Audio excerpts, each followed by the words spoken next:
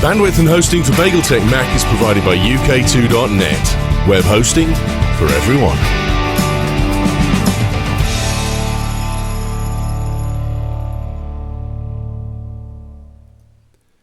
Hello, welcome to BagelTech Mac, the Friday Mac show from the BagelTech Network, where we discuss all things Macintosh and Apple and iDevices and everything else we can lay our hands on that's even remotely related, because we need some news because it's been pretty quiet over the last few weeks. But this week, there's been a distinct pickup, which is very, very good. I'm joined by some of the usual suspects. Top left corner, we've got Mr. Don McAllister, fresh back from his Libyan lay-by. Squadron Leader McAllister, how are you doing, mate? I'm fine, Ewen. Yeah, it's nice to be back in the comfort of the studio rather than being stuck in my car on a hot afternoon in Sheffield. So no, it's good to be back. Well, there's no good afternoons in Sheffield, full stop, I would have thought. But No. Oh, it's okay, sorry, we've got any Sheffield listeners. But they wouldn't know how to operate a computer, so we're all right. I didn't say that. Next to him, it's Kyle Swagger. There's another town that doesn't listen to us anymore. Well, we're slowly getting through the whole world. I could piss off everyone. Just piss off Manila while you're at it. Oh, that's done. Long ago. Okay. You've lost 4 listeners. So no earthquakes this week, mate? No. We're all good this week. They've all been south of us, so yeah. So there's been a few jolly around good there. around here. It's like a thunderstorm rumbling around your islands. It is, actually. I mean, we got it to the north. Japan's getting a lot of them, of course, and yeah. Actually, all this week, it's all been around us, except here in the metro. And we've got a volcano 45 miles south of us that wants to erupt pretty soon, too. So your neck of the woods has been renamed Little Pompeii. Suits me fine. Yeah, it will do in a few weeks. Yeah. Yeah. Below him, we've got Mr. Andy Ihnatko coming back again. How you doing, mate? I'm steady on. It's 8 in the morning here, which is... Sorry. I try to stay clear of the hours of the morning that have single digits in them, at least post. 4 a.m. I'm okay with. 8 a.m. I'm a little bit shaky, but that's okay. I'm carrying on. I'm good. No, I did play golf with a guy once, and I used to say to him, I'll book the tea time for 8 o'clock. And he said, won't that be a bit late? It'll be getting dark. No, there's 2 of those in one day, mate. Don't worry. You mean we're going to golf for 12 hours? Okay, I can do 36. The final person who's joining our panel, who's still videoless, unfortunately, but is working on it, Mr. Will Green from the British Mac Show. Hello, mate. Hello. How's things been? How's the dog? How's the dog? Sitting on the sofa. It's not too bad. I'm sure Cary Grant doesn't wander down his stairs and clean up pee and poo. He's probably... Well, he's dead, so no. Well, I know, but it never happened to him, did it? He'd be out there on the veranda sipping iced tomato juice out of a glass and all that. Long cigarette holder. I should be doing that. I should not be up at 7 o'clock with the doodah, the bucket and mop cleaning up pee and poo. But other than that, it's going. It's not been brilliant. The studio got broken into again yesterday. Oh no! What? Oh. Yeah, I know. So whatever I had left, they've cleaned out now. So I've lost a bit more stuff. So there it is. So I've had good times and bad times. Right, mate. Well, whatever you need, I've got bits of stuff kicking around here. You're more than welcome to. I'll drive them over. Well, what upset me? Well, thank you, but they had all my retro collection, so all my Newtons and E-mates and stuff all went, which upset me because I mean that sort of stuff. It's not worth any money, but well, it might be a little bit, but it's like I loved it. I love retro, and they've taken it all. Bad luck, mate. Sorry to hear that. That's devastating. If you're the person that's stolen his stuff, then I hope you fester and die. Well, I'm not bitter about it this time, and I wasn't going to mention it, but I'm not bitter about it this time. I'm just sort of cracking on. How's the hangover from last weekend? Because you went on a stag party, didn't you? Oh, Christ, it was a bad one. No, it wasn't a stag party. It was like a yearly camping trip that we go on to Shell Island. It's like a rite of spring. It's a gentleman's weekend, and it just involves poker and booze, really. And I think I'm probably too old for it now. You were saying that on Tuesday you still had the hangover. Oh, it did. Honestly, it lasted 2 days. When you get that like thumping thing behind the right-hand eye, and on the Sunday I couldn't do anything pretty much, and the Monday 40. I was getting better. Being 40, mate, that's what does it to you. I'm not 40 yet. Yeah. Life begins to end at 40. Nothing more. Is that what- yeah. Absolutely. The week in Apple news. There's been an awful lot this week. We've got the AirPlay Key was released. Whether that's unfortunate or not, I don't know. Final Cut Pro has been announced as well. We've all been waiting on that one, and there could be an awful lot of stuff that could be really cool. We're expecting severe review from Mr. McAllister on this one. We've had the Woz says he's open to a return back to Apple. No official word from Apple on that one though. And there's also been a release of what's this? Crimes Against Chastity in Massachusetts. I made a note to ask you about this one, Andy.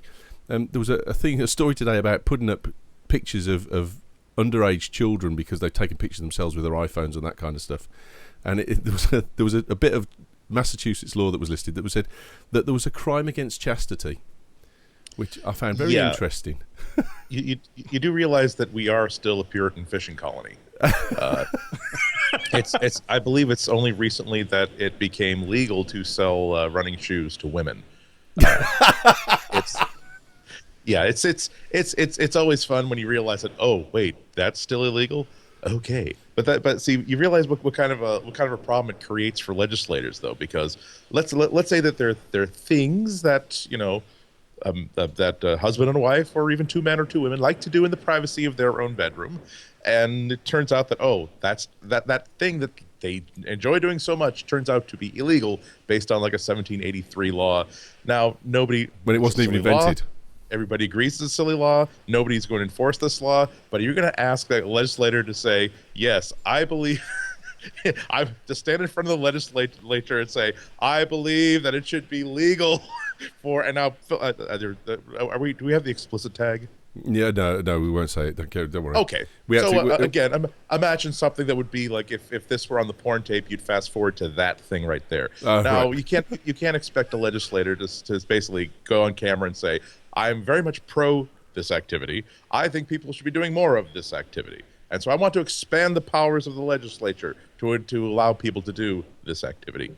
It's not something that a legislator is going to really get behind. No, he'd much rather be on record as supporting school lunches and more benefits to seniors.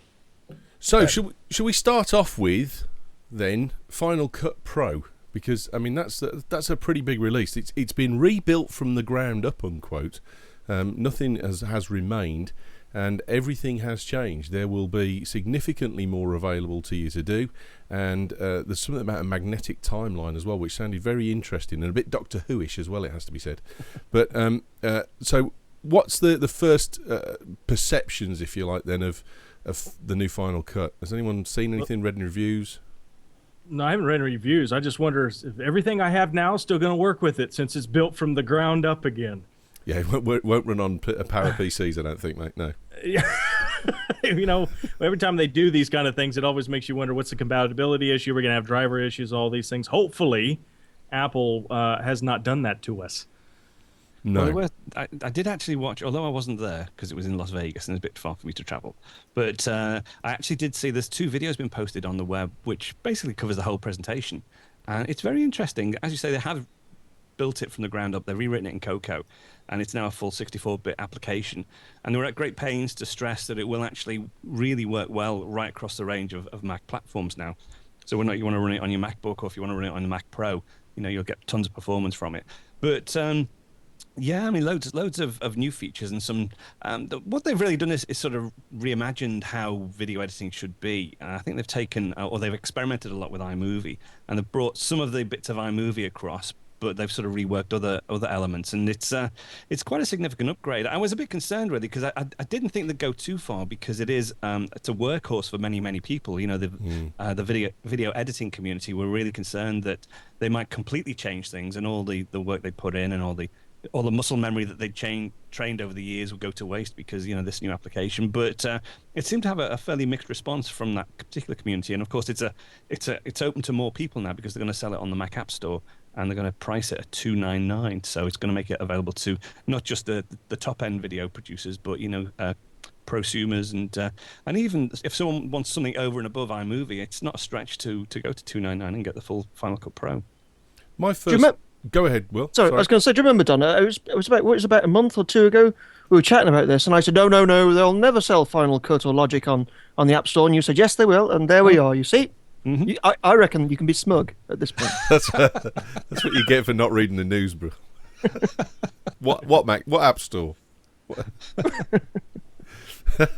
I always see the thing with Final Cut that I always got with it was even in the Final Cut Express, I never found the UI to be that out of the box intuitive. Whereas if you look at iMovie, with very little you can get started. With Final Cut, if you were a newbie to video, even with the Express version, it really was. It was a geek's application. You had to know what you were doing before you started. You couldn't just pick it up and play with it, or even reading it with a manual was a pain in the butt. Is the community of pros really more worried that Apple are trying to pander to the consumer market and then leaving them behind? I think it's been a struggle for Apple as it is to get Final Cut into sort of professional video and film making establishments anyway. I mean, it's still all Avid, and I shouldn't say this, but I don't know. Final Cut, it hasn't quite got there for me. Even now, it's still like the poor sibling, the one-legged. Go on, sorry. In what way? Well, I don't know. Maybe it's. I used to train people in it, and so I know it and I like it, but sort of chatting to professionals in the sort of that field, it's still looked down upon for some reason. I'm not too sure why. Maybe it's historical, maybe it's being snobbish. Who can tell? But it's still not there. And the same to a certain extent with Logic as well. It's not. I don't know what it is for that sort of the high level, the top level. They haven't quite got it right. So, Will, you're saying if they just named it Final Cut, you'd be all right, but sticking the Pro on there just gone way too far. That's the problem, isn't it? I think what's happened. I'd be interested to hear Andy's thoughts on it as well. But I think what I think's happened is that they've taken 2 or 3 years out and said, we're going to rebuild this from scratch because it really is lagging behind. I mean, I don't know many of the other video applications. I've not really used them in any depth. But seeing all the new features that Apple have announced, I've seen lots of people say, well, actually, the new features to Final Cut Pro, but they're actually just catching up to some of the other video production tools that are out there. Although they have done this complete rewrite of Final Cut Pro, they are really catching up to some of the others and leapfrogging some of the others in other aspects.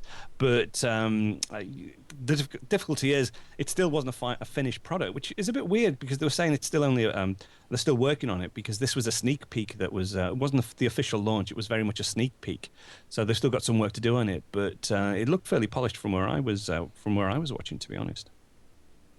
Andy, have you got? Yeah, go ahead. No, say Andy, have you got any comments on that? Yeah. I think you're. I think Don was sort of hit it on the head when he was talking about the prosumer market. That there's still. I'm not an expert on video production, but it seems as though every time that I walk past an editing suite that's doing real broadcast stuff, actual film stuff, they are still switch over to Avid because that's where all the training is. Every time that I see something that's more of a in-house production, it's always going to be Final Cut. So my impression when I was looking at the changes to Final Cut were that they were simply saying, let's pretend that we're not going to get Steven Spielberg to do the next $80 billion epic on Final Cut Pro. Let's keep happy the people who are going to be spending $300 for a very, very finely tuned professional app that's somewhat short of the Avid. Also, I think that Apple institutionally just has a problem with an app that they haven't really reevaluated for a number of years, and I think that Final Cut is probably the last major app that they have released that really still has its Mac OS 9 interface intact. There's a comment in the chat room from Mark Shepard saying the new Core app was demoed. Only the new Core app was demoed. There's lots of accompanying apps that are coming in the suite. So, I mean, is this the Core app is going to be $299 and there's going to be a lot of plugins or add-ons that are going to come in separately afterwards, perhaps? Well, possibly. I mean, one of the things they used to sell as part of the suite was color, and they've actually now pulled that into Final Cut Pro. So it looks as though color will actually go, but all the color corrections. And again, people have complained that to do color correction in Final Cut Pro, you have to sort of export out of Final Cut into another application and back in again, whereas now it's integrated within the package. So, but no mention of motion, no mention of compressor, but I would imagine, again, like compressor is probably going to be built into it. We don't know. There's a question in the chat room about Final Cut Express. That's gone. They're not actually going to be promoting. There is no Final Cut Express anymore. There's just going to be iMovie and Final Cut Pro. And sort of the people who normally would have gone after Final Cut Express will now go for Final Cut Pro. So that's quite a big change as well. Well, Final Cut kind of- Express has kind of been superseded by iMovie because I mean I know there was a lot more you could do with it, but at the consumer end of the market, I think it was £40 ish, something like that. iMovie was doing enough for most people at that level. So Final Cut Express probably pushed itself out of the market, but it was squeezed by both ends really. Mm-hmm. And I think what's the I'm kind of current surprised iteration like 7 or 8 years old? Not that much, probably 5, 6. Yeah. Sorry, Andy, go ahead. Oh no, I was going to say I was disappointed by that because I thought that Final Cut Express was a really good bridge product because there are people who want to do certain effects that are willing to spend a little bit of money for that and is willing to go through a certain learning curve that really want to take their video editing to the next level. As good as iMovie is, there's still many points in when I'm doing my little 10-minute videos, when I realize that, oh, God, I really wish I could do a split screen here. God, I really wish I could just do an inset just for 5 seconds right here. But that's the sort of thing I would need Final Cut Express for. And it's just too bad that we don't have that sort of when you're a good enough editor that what you want to do exceeds what iMovie can do. You used to have this little one step up so you could start to move towards something more professional. And then when you start getting really good at Final Cut Express, that's when you start popping for Final Cut Pro. And one of the things I always like about Apple products in general is that it really doesn't put a cap to your ambitions. And so now I think that transitionary step is now gone. Now that the Final Cut Pro is so much less expensive, maybe it just became less necessary to have a less expensive version of it. But still, I really wish that they either beef up iMovie or give me some sort of a transition to the Pro Tool. So price-wise, there's a huge step up there from zero, effectively, with iMovie up to $299 with the other one. Yeah, sorry, Carl. I agree. I was going to say I agree with that, and I think that the reason why we're seeing that is the fact of the Mac App Store. The $299 price is too attractive now to ignore the Pro version, and I probably for prosumer confusing, that's the direction they want to go in, and then there is iMovie. But I completely agree with what Andy's saying. It would be nice to have that nice little comfort zone that, hey, look, I'm not quite there yet for Pro. I don't know all the bells and whistles, and iMovie doesn't do it for me. Where's the medium at? And they have gotten rid of that, but probably because of the Mac App Store. How many people are we squeezing out there, though? I mean, I get what you're saying, Andy, because I had Final Cut Express as well. And when I first got it, I went and had some one-to-one lessons at the Apple Store with Will and with Tom Lewis, who were in there. Tom Lewis was just the best with that and motion. And I got to a certain level with it, but there was a certain point where actually, it's too hard to pick up if you haven't used it for a while. It's definitely like a bike riding experience for me. How many of us are out there that are really going to be upset by this, do you think? Well, you just lost 2 monitors. I think about the people who might get upset that they can't make the transition from, let's say, Acorn up to Photoshop. It's such a valuable thing that there's such a thing as Photoshop Express, where if you want to start to sample what's the difference between the $600 app and this $30 app that I've downloaded as shareware, I'm not. I don't believe that there's going to be millions and millions of people that are going to be put out by this, but I really think that the Express version demonstrated that there are people whose skill level are a little bit higher. And I had the exact same problems that you had when I first loaded up Final Cut Express. It was okay. How much time am I going to spend trying to figure out how to do a transition from one shot to another? I think I'm spending too much time on this.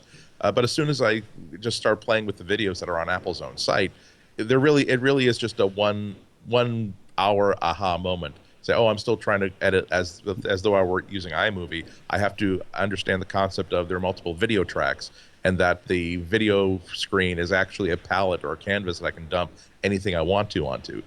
And that's really the difference. It's not so much a set of features. It's the idea that you have an active canvas you can put anything onto. So I hope that there is still some sort of a bridge between those two apps, because I think it's quite necessary. I think it's worth pointing out, though, that the difference between Final Cut Express and Final Cut Pro, the current versions, isn't ease of use. Final Cut Express, I would say, is just as hard to use as Final Cut Pro. It's the same user interface. It's the same architecture. The difference is the number of features and the number of facilities that's included in Express is a subset of those that are included in Final Cut Pro. So if you learn Final Cut Express, it's very easy to go to Pro because to get the extra features, because it's the same UI. Now with the new version of Final Cut Pro, Final Cut Pro X, all the features are there. So you don't necessarily need to use all the features, but if you do want to go to the next level, the features are actually in the package. So there's no intermediate, but in some respects, you're not really losing out because you're actually gaining because there's no additional learning curve to go from Express to Pro. You've got to learn it anyway, but you get all the features at a reduced price. So I mean, I don't know how much Express was. I think it was about around 179 quid, something like that for Express. Well, you can now get Pro for the same price, literally. It's $299. Yeah, true, I suppose. Yeah. I mean, I don't remember paying that much. I thought I maybe paid about 70 quid. Was it? Will, I do you can't remember. remember? I've not used Express. I think it was about 89 quid. Oh, okay. Yeah. Well, cheaper than I thought then. So, I think it was good I think question. it was in Sorry, US Andy. about 179. Sorry, Andy, go ahead. Oh no, I'm sorry. I believe in the US it was about 179, something like that. Perhaps that's where I got the Dollars, 171 yeah. from. So it was around the 180 quid, 100 quid mark. Good point from Alex in the chat room. Why don't they do what they've done with Aperture 3 then and just throw Final Cut Express into the App Store as a well, let's make what we can off it while we still can. Well, again, the people who are going to go, who would have gone for Express, it's just an extra stretch to go for Pro, and they're going to make more money. So, why if they're going to reduce the price of the app in the App Store, why give them a cheaper option? Why not go for Broke and try and get everyone who would have gone for Express to go for the Pro version? It's going to exclude some people, but not that many, I don't think. When we talk about the Pro apps then, one of the interesting things this week was that Adobe 5.5 came out, and you'd be happy here, Carl, because it's got Audition for Mac in it, which has replaced the old sound system stuff that was in there. I can't remember the name of the application. But they've gone to a subscription model now. With the Pro End apps, is this something that's got to be an essential feature? And if you take the Final Cut Pro X example at $299, you start looking at some of the Pro apps that are in the Creative Suite now within Adobe. Are Apple undercutting Adobe effectively in that? I know they're doing different things, but the price of Pro apps is clearly coming down, and is Adobe a bit of a dinosaur in that? Well, they it's just like old media, new media in a different realm. I mean, Apple is changing the way we buy products, period. They changed the way we did it on the iPhone. They're changing it the way now we do through the Mac store. I've always seen it that if I'm buying something digitally, if I don't go to the store, if it's not taking up space on the shelf, if I don't have the box with it, if I don't hold anything physical in my hand, I firmly believe it should cost less. That's why I believe music should cost less from going in and buying a CD, although I may rather have the CD. But if I have a cheaper option and it's enticing enough for me to go there, I'm going to go there. I think that's where we're getting at now. And to me, by Adobe still trying to hang on, it's like the music industry still trying to hang on to something it's just not there anymore. Anyone else? Yeah, well, the thing that always irritates me is that these Pro apps, the Pro users are seen as very elitist, and they do it to themselves as well. They quite like the fact that a Pro app is, it's 5 times the price of a consumer app, and they see that as some sort of, well, one as a barrier to normal people actually getting in and learning how to use the application. And I've even heard people complaining about Final Cut Pro 10 that, they will lose their exclusivity because it's going to be easier for other people to actually do video editing. And I'm completely opposed to that. I mean, it's just a tool at the end of the day. And, this sort of snobbishness that people have about it being a Pro app and versus a consumer app is really bad, really. And, as many people that can, because in the end, it is a tool. If you're a good editor, you'll just make good use of that tool and you produce quality work.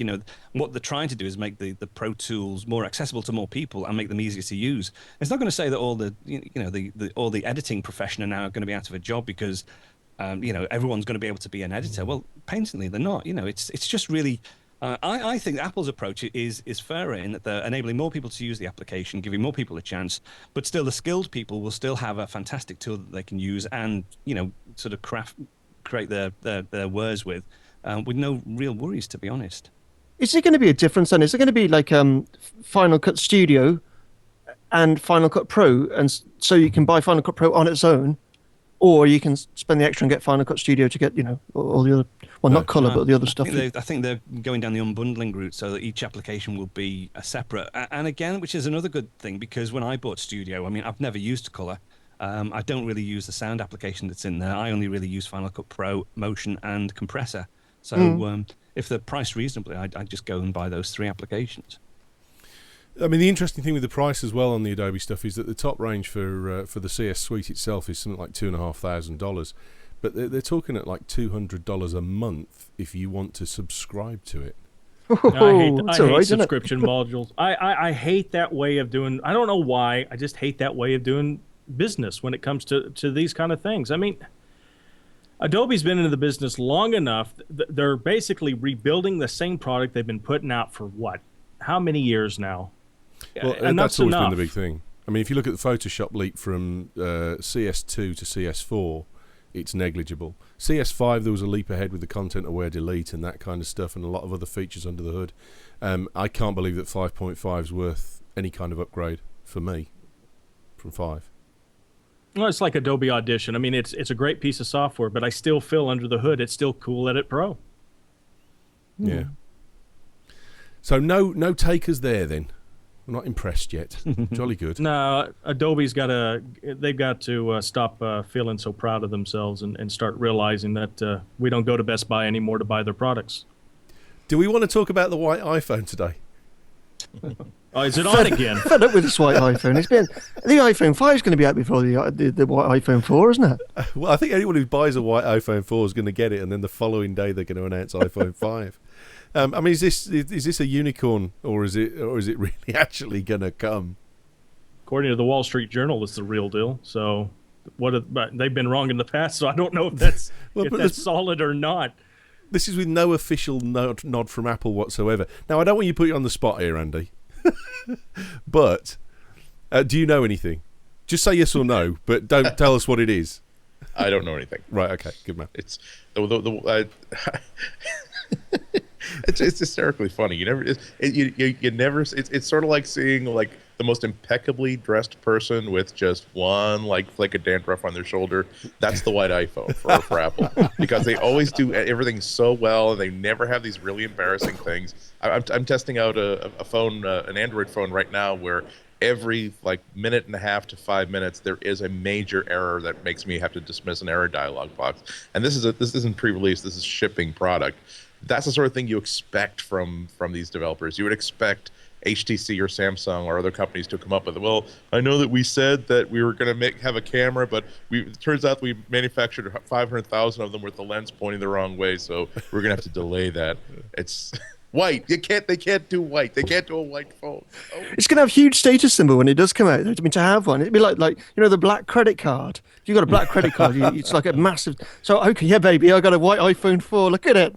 Do you think that's iPhone 5? That's nothing. By now, people have forgotten all about this. And if you pull out a white iPhone, someone's going to say, "What happened to your phone?"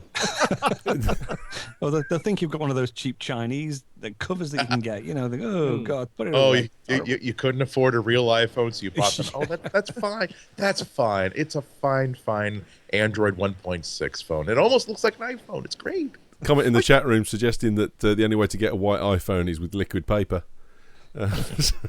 I was checking out the new iPad 2 with the white bezel the other day, and I'm sure it's just one of those things, but the screen looks a lot smaller to me. Maybe I'm on my own, but with the white bezel, I don't know, it just makes the screen look smaller. Maybe when you've got the black bezel, the screen sort of becomes part of the bezel. I'm not too sure. I'm on my own with that one.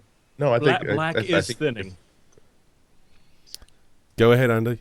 I'm sorry. It's hard when I can't see you, so I don't know. Oh, someone else is talking. I'm sorry. I think you're absolutely right. I also think that when you put the white frame around the iPad, it really does change it, because you're supposed. The whole point of the iPad is that you're not supposed to notice you're holding a device at all. You're supposed to notice that you're holding a piece of software, and so I find the white frame distracting. It does look kind of weak. I'm still alone. It looks very in this. 1977. I'm still alone here. I'm the only one still. Out of how many weeks the iPad 2's been out in the white? I'm still the only one that wants a white one. So I'm almost now for sure guaranteed to get one. Yeah. I think it looks like the old iMac screen. Yeah. Remember the old iMac, the original iMac? Yeah. It kind of looks, just to prove a point, because I went somewhere yesterday. 50 quid. I'm happy as Larry. I've got my original white iMac. Whee. There we go. So that's going on in the collection. If you need to borrow it, Will, let me know. Yes, thank you very much. You know, I tell you what, that made me laugh. They came in and they took pretty much anything that had an Apple symbol on. They took it, and they took a no, it's not Mac Pro. What do they call them? Power Mac G4. They took a Power Mac G4. Well, good luck with that, chaps. I've got one of them upstairs. Yeah. They're about 60 quid, aren't they? I know. I thought, well, I don't know what you're going to do with that little beauty, but have fun. No, definitely. Muppets. Hate you to bits. Apple have done a few things in kind of separation in the last few weeks. We had the Amazon Cloud Player that we talked about the last time you were on, Andy. And now Apple have since bought themselves 12 petabytes of online storage or data center storage for what they say is iTunes video. Apple are also looking for a cloud software engineer at the moment, and they've just hired the data center manager away from Microsoft. If we're going to join the dots there, are we going to put it all together and get something that's completely and utterly wrong, or are we seeing the slow build up to a greater cloud presence and a competition for the Amazon thing within Apple? Definitely. But the fact that we're seeing job postings for those kind of positions means that I think that we're looking at 2012 for the big drop as opposed to 2011. We might see the next version of their cloud computing in 2011, just a simple enhancement of, and by the way, we'll give you 4 gigabytes of we'll give you an online iPod shuffle for your content. That'll be sort of an incremental thing. But I really do think at this point that all the signs are there that they're not just going to say, we're going to give you a flash drive with music on it, that they're trying to create a real bridge between all their mobile stuff and all their desktop stuff and all their notebook stuff, and make sure that there is a real tight and intimate connection between all of your data and all of your computing experiences. Because this is not just kids throwing rocks at Windows. This is this is like 1 million space shuttle launches in 1 year, each one with a top secret payload. You got to imagine what they're trying to build up there and exactly what happens when the whole system goes active. Are we thinking that Uncle Steve stepped in here and said, come on guys, calm down. We know it's happened. We know we're going towards it, but we're not going to rush this out and get it wrong. We're going to do it right first time. Yeah, well, absolutely. I wouldn't be surprised if there was something in between, because they have all of this firepower and they're not visibly using it yet. Also, I think that they're going to start to feel a lot more pressure from Amazon, particularly as they're trying to sell more software, more music, and more video. But yeah, their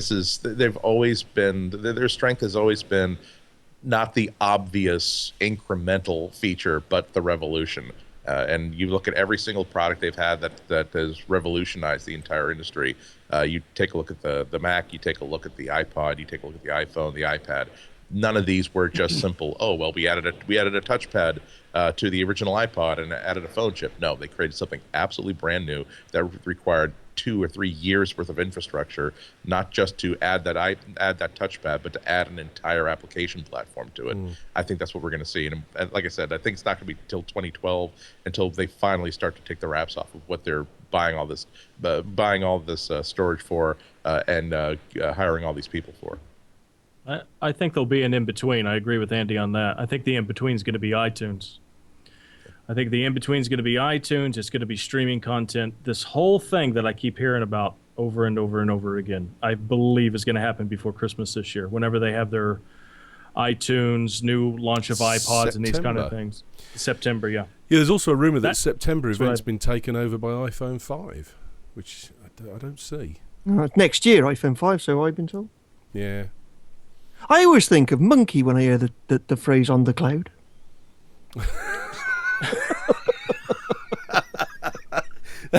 For those that don't remember, Monkey was a TV show that was on BBC Two on Tuesdays at 6 o'clock in the evening. Well, that's a memory. Yeah, no, I used to watch. I was a lover, an absolute lover. Oh, Monkey! The nature of Monkey was irrepressible.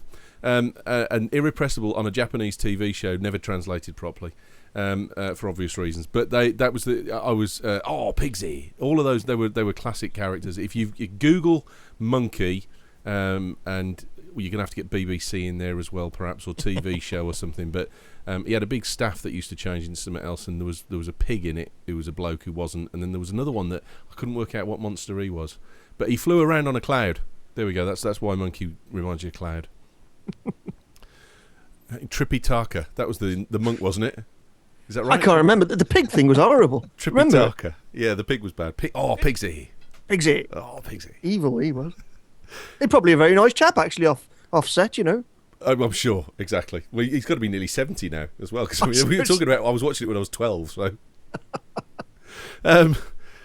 We've also got a carbon fibre guru who's supposedly going to be taken on. They're looking for a carbon fibre guru. Are we going to see a unibody carbon fibre portable device?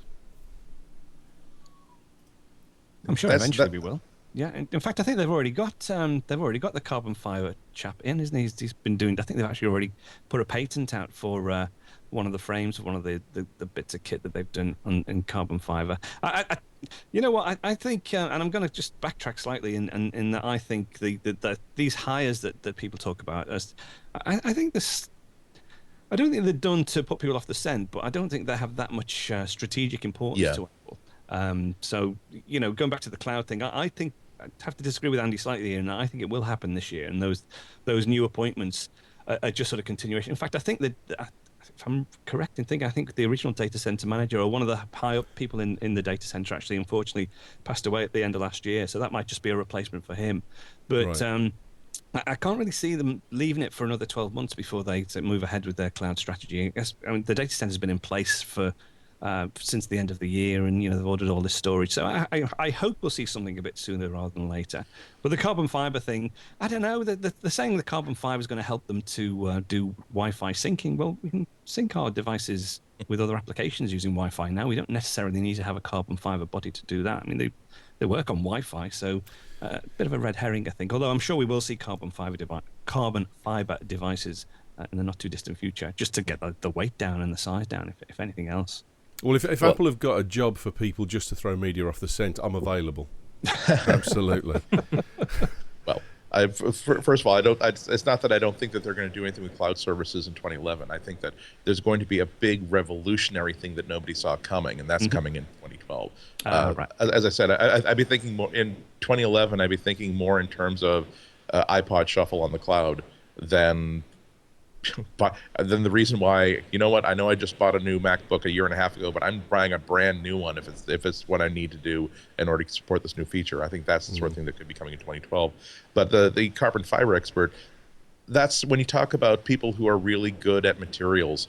You're not necessarily talking about people who might be hired for a specific project, but people if they just want to have in the stable, so that when they start to play with new ideas, when there comes to be the idea of we really want to build a new MacBook Air that looks like this or that has this sort of profile, there's no way to do it using the materials using the techniques that we already know. If only we had somebody who's experienced in this other material process who could at least look into this and figure out if it could be done, not necessarily to build an actual product that will be made 100,000, a million copies of, but just to get into the shop to be the guy who knows all about this material. So it could be it's one of those hiring things that doesn't really point necessarily to a specific product, but to a general direction maybe.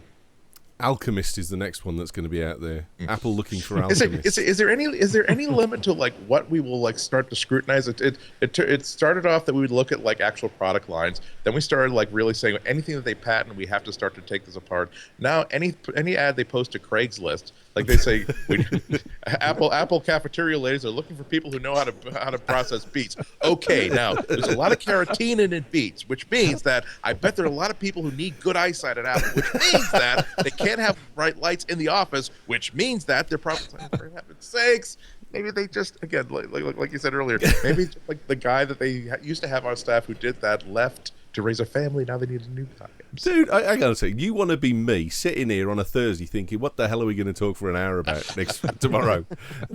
Then you'll start thinking that, applications for canteen jobs really have some significance.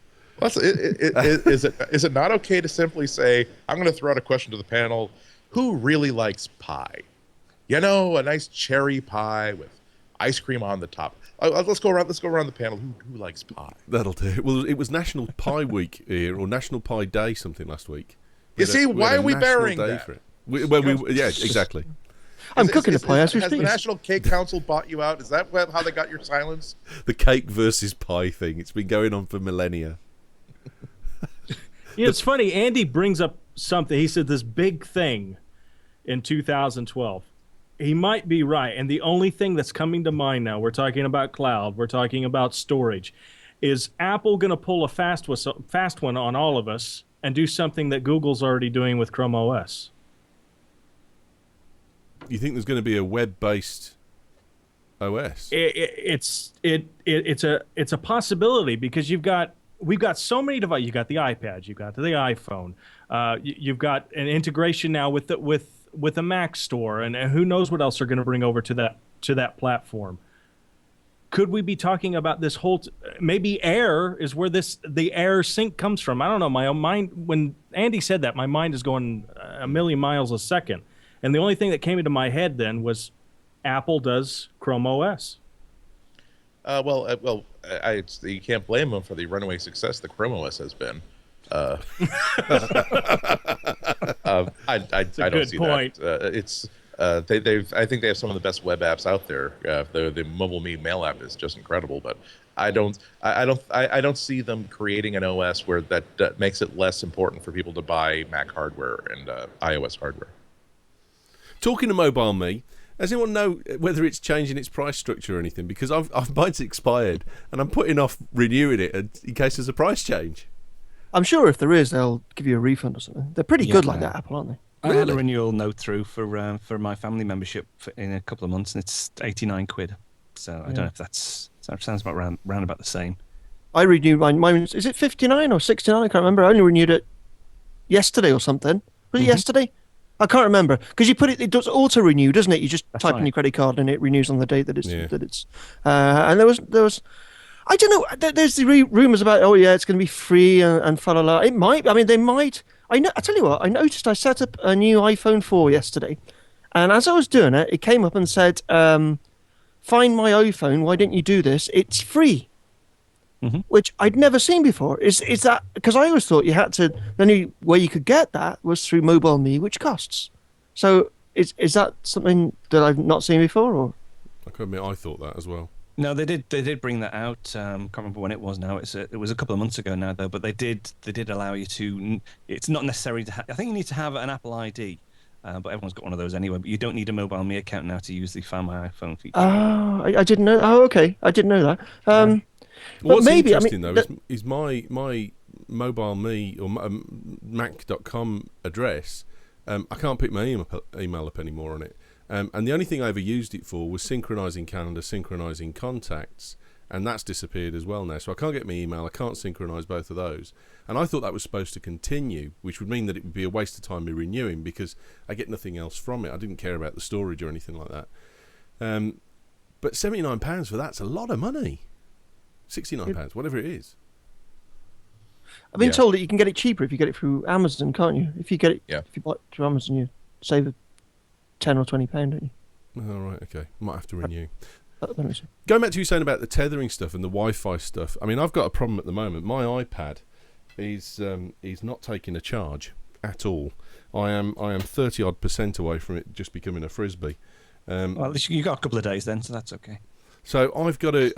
I'm going to go up to the Apple Store this afternoon in Solihull and get this looked at. So if you're in Solihull, I'll buy you a coffee. But it's. I'm not the only person. There's a lot of people who've got this problem with their iOS devices after 4.3.1. They just will not recognise. And the thing is, as well, that's really stupid. This is here. The computer I sync it with is here, just in front of me, but the cable's not working. But surely, it's so low tech. Surely, come on. There's got to be a way, Apple, of getting this to talk to this when it's 2 feet away, without a cable. I think one of the things that the only reason I can see that Apple still, or two reasons why I think Apple still insist on this tethering. One is for the transfer of data. If you're gonna push across a huge video or music library across your iOS device, you ideally want to do that over a cable. So that's much more quicker, much more efficient. But also the backup thing. I think Apple forces us to use the cable because every time that we sync with our iTunes, it actually backs the machine up. And I'm sure that saved a lot of people a lot of problems, and when they have had issues and they've had to rebuild their iPhone, or even pushing software updates to it. It's much more reliable to use a tethered connection than it is to use a Wi-Fi connection. So they're the only reasons I can see at the minute why they do still insist on having a tethered option. Well, also it's kind of a subtle point how to actually implement this well. Google, I just set up a brand new Google tablet yesterday that I'm going to be reviewing, and that does everything sync sync over the air, and it has the plus side in that after turning it on and going through the 8 or 9 steps to set it up, instantly all the apps that I had downloaded through the Android App Store had installed. It was set up for my email, it was set up for all that sort of stuff, and that's good because you have a perfectly functional thing without ever having to take it near a computer. The bad thing, though, is that I was actually kind of pissed off because it was registered onto my Wi-Fi network. I did not know that the last Google tablet that I tested out had actually transmitted to Google my password for my encrypted home network. And so I'm like, no, I didn't tell you to take all my passwords and set it up there. So now I had to go through the house and reset passwords on everything. So it's not as though it's simple to simply say, well, any data that's on the iPad should be synced 2 ways between the desktop via Wi-Fi. I think that you really have to think through how you want to implement it. I think that Don's right. I think that Apple simply likes the idea that if we force this person to bring the iPad 18 inches away and actually plug it in, we can essentially make a lot of steps which would otherwise require us to put up a whole lot of alerts saying, "Excuse me, you haven't backed up your iPad in about 3 months." No, it's okay, but maybe like in about a week you might want to. No pressure, just backing up. I'm sorry, I didn't mean to. Oh, no, I'm sorry. I'll sync your podcast. I'll sync your podcast, but at some point maybe if you just simply force them to dock it, simply accept that. Every time you dock it, a lot of maintenance stuff is going to happen automatically that you don't have to know about or care about. I think that's actually a benefit for Apple and for the users. So it's just a secure loop problem that's the real driver there. Yeah, it also gives the iPad the opportunity to check in and say, has there been an OS update? I'm not sure that Apple would ever let you do an OS update over the air, and so that's another opportunity that they can use with tethering. Last story of the day, then, is was going to go back to Apple and do any work. I think we see around the same time we also saw news that Charlie Sheen in public appearances saying, "Sure, I'd like to return to 2.5 Men sometime if they were open to that." So we don't ever see was going back. I just don't know what. I'm probably going to say this in a clumsy fashion. What's he got to offer? Woz has been Woz has not been a hands-on, and excuse me, again, as promised, I'm saying this in a clumsy way. Woz has not been a hands-on engineer, or at least has not been publicly a hands-on engineer, and so I don't. When I say I don't know what role he would fulfill at Apple, I don't mean that he's without skill. I'm saying that he's that part of his life has been not as public as the Segway and Dancing with the Stars. And the other stuff. I think he's a nice bloke, though, isn't he? I mean, to be fair, that's enough, isn't it? Teach people to dance, okay? Yeah. I want to come back to Apple. Okay, you're a nice bloke, and to be fair, he is. So that's that, I reckon. Could you see Steve Jobs giving him a call and saying, "Look, I understand that you fancy coming back. What do you know about carbon fibre?" But is it? I mean, like you say, is he too far out of the market? I mean, he hasn't worked for Apple since 1987. He only collects dividend through shares and so on with Apple in terms of financial link to them. Isn't there a visionary element to it, though? I mean, he had the vision to start off with, or was it all Steve after he'd done the mechanics? It'd be good for PR, though, whatever, wouldn't it? I mean, whatever. I mean, they've got enough cash to pay Woz whatever he wants, and whatever his contribution to Apple is. I mean, he was, the co-founder. And it'd be great for PR, and you never know, he might have something nice to say. Might do a dance for him or cycle around a bit.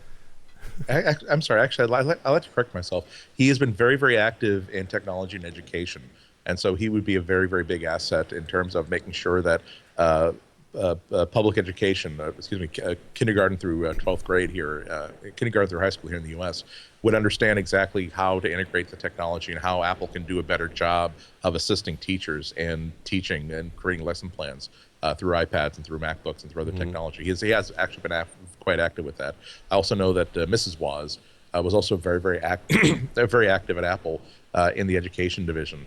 So I'm sorry when I said that I can't see where he would go, what role he would fulfill. It's because it's still 9 a.m, and so we're basically. No, I think what you're saying is he doesn't fit in the technology end of it. He fits in the association, the PR, the educational. Well, to be honest, Ewen, I think he'd be a PR disaster for Apple. What good old was? He'd be Sorry, the Joe hang on, Biden of Apple. That's exactly right. Before you carry on, Don, just to let you in on a secret, we're in a waiting list for an interview with Woz, so don't blow that for us, please, do. I've met Woz was on the cruise with us on MacBania on the last cruise, so I actually got to meet him and say hello and that, so that's not a problem. But the thing is with Woz is that he's no longer in the Apple culture. He's of Apple old, and he says so himself that he's a very open person. If you ask Woz a question, he will answer you, and he will answer you directly. And this is probably where this quote about him possibly going back to Apple, someone has probably just asked him, "Ooh, would you ever go back to Apple if they asked you?" And he's just said, "Yeah, of course I would. It'd be great. I'd love to go back and see." But really, taking aside the technology, because he still is very much into the technology sphere, but I just don't think he's of that culture anymore. Apple are very secretive now. Apple are very keep things close to the chest. I just don't think he'd enjoy that environment. I don't think he'd actually fit into that environment anymore. Although I'm sure there's tons that he could actually contribute. But I think it's he probably would like to go there if they were ever to offer him, but I don't think they'd ever offer him a position back at Apple as a full-time employee again. Although he still has close ties with Apple, so Be a hell of a party, though, wouldn't it? Have you seen that signed by Woz website? No. It's great. It's there's even a video. So what it is, it's you send whatever you want, whatever it could be, a book or a dog bowl or whatever it is, to the address, and then Woz signs it and charges you $20 and ships it back. I think it's signed by Woz.com. And the best bit about it is there's a video on him, a YouTube video, and it says, "I'm Woz and I'm signing this," and he signs it, and that's the end of it. It's bloody lovely. And you think, I don't know whether he's doing it tongue in cheek or, but you've got. Check it out. It's worth if you want to laugh, check it out. Signed by Woz.com. Very good. Right. A quick word from our sponsors, UK2.net. They are the people that keep us afloat. We've had a good conversation with them this week about the fact that we're now shooting video and we want to do a video podcast, and would they mind hosting the video? And they flinched a little bit. They've gone away to talk about it. But so far they're still on board. Certainly they're on board with the audio stuff, and they keep the audio stuff afloat. We really would be utterly and totally lost without UK2. Please support us by supporting them. If you're thinking about buying a domain, e-commerce, that kind of stuff, go to our website, bageltechnews.com, and when you get there, just scroll yourself down to the bottom and you'll see a UK2.net click through. That's got a code on it as well that lets them know that we've sent you. And when you go through, then if you buy anything, we'll get the credit for it. We won't get any money for it, but we'll get the credit for it. There's also some good services at the moment that are available for you.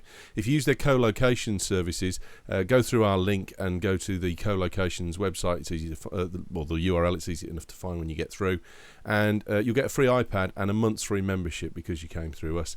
And also, if you buy a VPS server from them, you'll get a month's free on the VPS as long as you use the offer code BagelTech.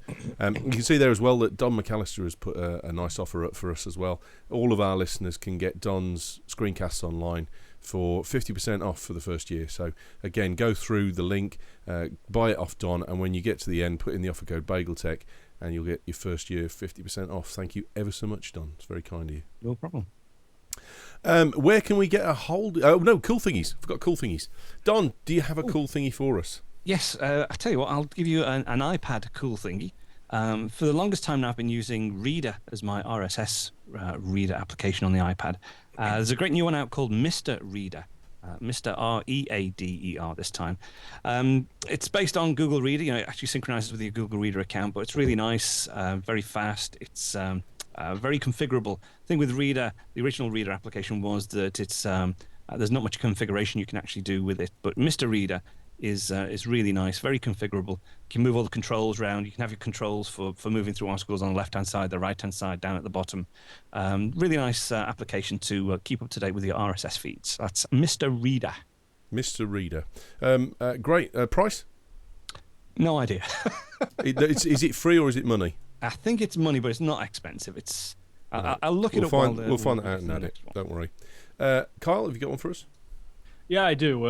Actually, it's for people that are looking to an alternative for obviously Photoshop and for GIMP. And I've really liked playing with this. I haven't got deep into it, but it's called Seashore. And I tried to put a link there in the chat room. Unfortunately, it won't. But it's a seashore.soundforge.net. And really what it is like Photoshop for free on the Mac. And to me, when I've been playing with it, it does a lot more effects. It goes a lot deeper than GIMP does, but it's also not very complicated either. It has a really nice looking interface to it. And I've enjoyed playing with it this week. It's sourceforge.net. And it's free. And it's free. Good pick, mate. We like free. Andy, do you have a cool thingy for us?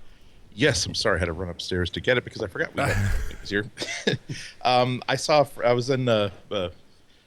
was in Colorado hanging out with a friend, and he showed me this really, really cool bag that he bought for his iPad. That turns out to be it was so cool that after seeing him playing with it for about 10 minutes, realized that okay, let's see if I order this right now, it can be waiting for me when I get home. This is the Osprey Veer shoulder bag by Osprey, Osprey, and it's just really the perfect size for an iPad. Not just an iPad, but you can easily get your iPad, you can get your keyboard in there. It's really nicely kitted out, where it also has a magazine pouch in the back, has a pouch here for bottled water. It has compartments here for pens, cables, stuff like that. It's also not really set up so that you're sort of hard limited to a certain thickness. You can actually sort of stretch it out and pack it full of toss your camera in there, all other kinds of stuff like that. Nice shoulder bag. Also has a leg tie down, so if you're running through the airport, it won't be slapping against parts of your body you don't want it to slap against. It's really, really cool because not only just for the my usual, I just want to grab my iPad and my keyboard and do some writing at the coffee shop tasks, but also when I travel, I just need a tiny, tiny bag so I don't have to take my huge laptop bag when all I need to do is just carry a couple essential things. I mean, it's narrow enough that I can easily put. I will be taking my laptop bag with me when I travel, but to get past the only 2 carry-on items limit, I can easily slip this into the magazine pouch of my laptop bag and sort of sneak aboard a second bag. It's an Ihnatko handbag. It's what was the line from the movie? It's not a purse. It's a satchel. Indiana Jones carried one.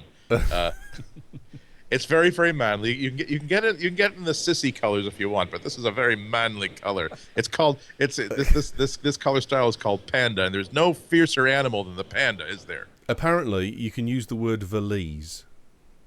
It's a valise. You ignoramus is the thing that you want to say when they tell you. That doesn't sound very manly at all. No, it doesn't really. That's true. But then it's French, so the French aren't. We get back into security. If you're secure in one's masculinity and you don't feel as though you have a deep, dark, shameful secret that's shameful to you to hide. Again, what is the problem with the Republican lawmakers who, that the more anti-gay they are in their legislation, that there's some self-loathing going on here. So for God's sakes, it's the perfect thing. Don't be such a square about it. For God's sake. How much is it, mate? $49. Oh, that's US. very good. Exactly. I was expecting a 1 in front of that. I'll sell you one for $149. Thanks, mate. That's very kind. Pounds especially, absolutely. Yeah, good exchange rate at the minute, mate, for you. Well done, good one. Will, have you got one for us? I have. I've got a cat as well who's come to join me. This isn't Swap Shop, dude. Well, I'm at home today. The cat's made me laugh yesterday after the break-in. The day before, I took the puppy and I got this potted plant they absolutely destroyed, and then I got a rug that he destroyed. And they rang me up and they said, "Oh, they made hell of a mess of the place." And I was too embarrassed to say it was the dog the day before. Nothing to do with the masked gentleman.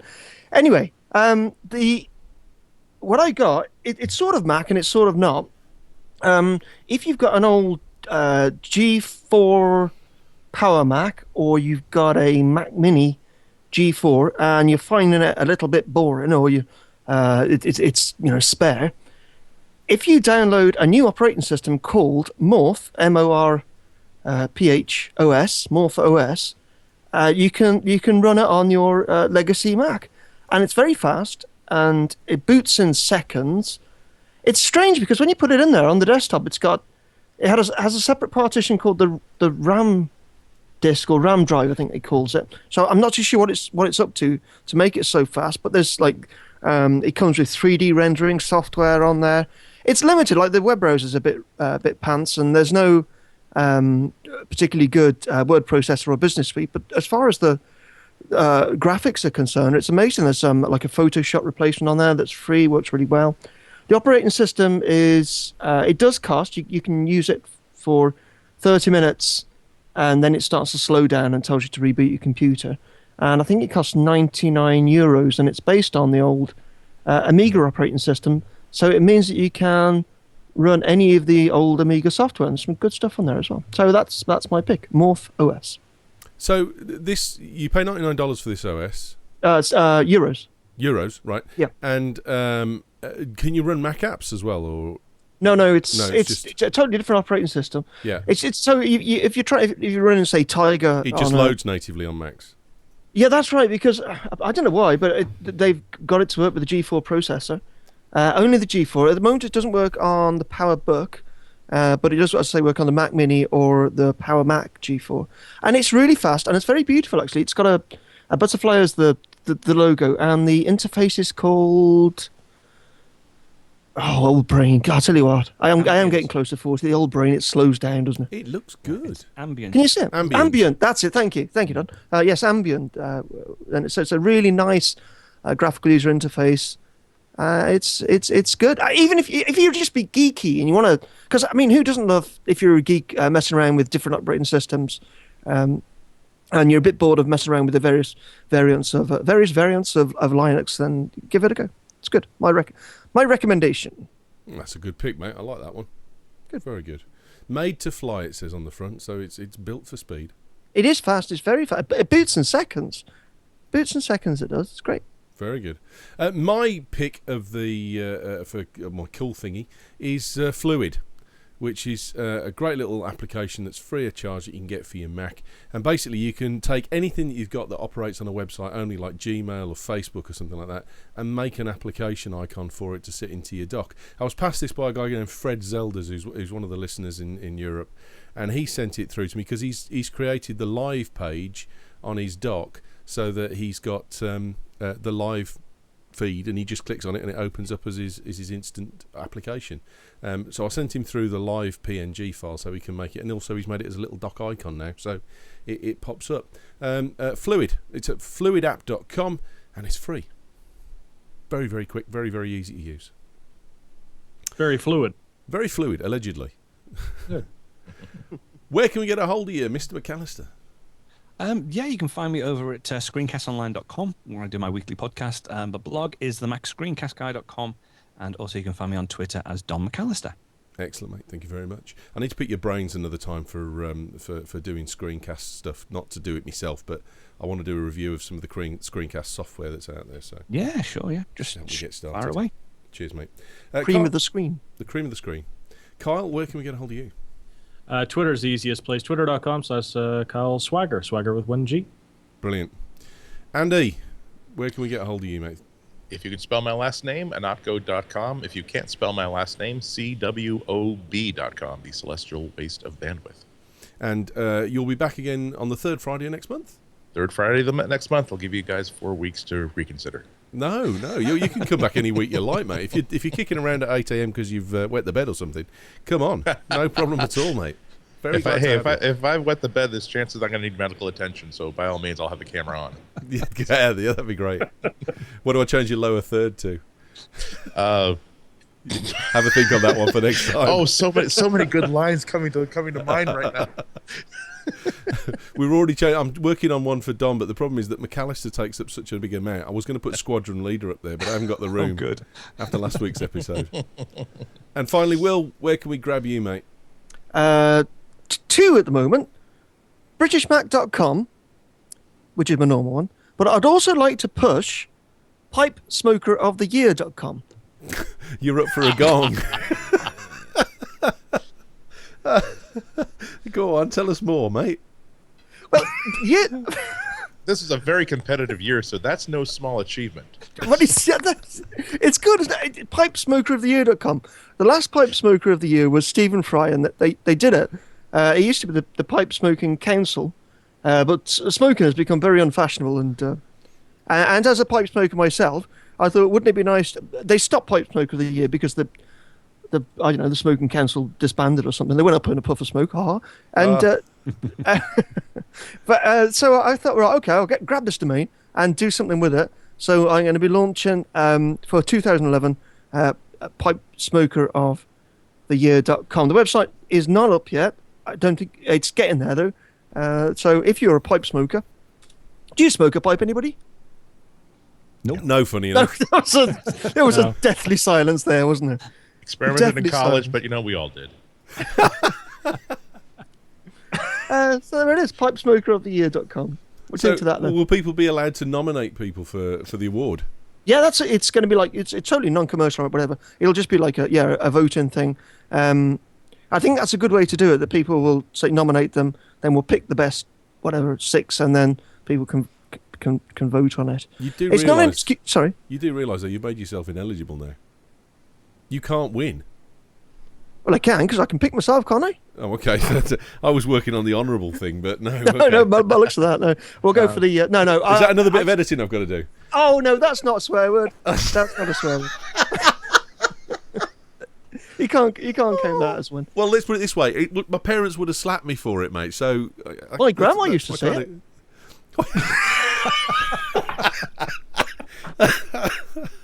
Oh, easy, mate.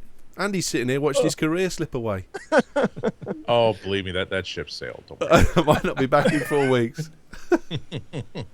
Oh, dear. Right, well, before we get any further into, thank you very much for joining us. We'll be back again next Friday, as normal, at 1 p.m. with the Mac Show live through the live channel.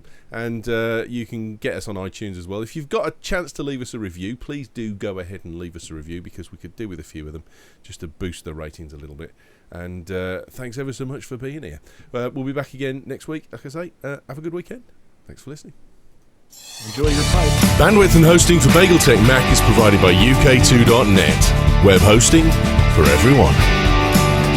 So, Don, what do you reckon about a screencast on the old pipe smoking thing? If you can do it on your desktop, yeah, that'd be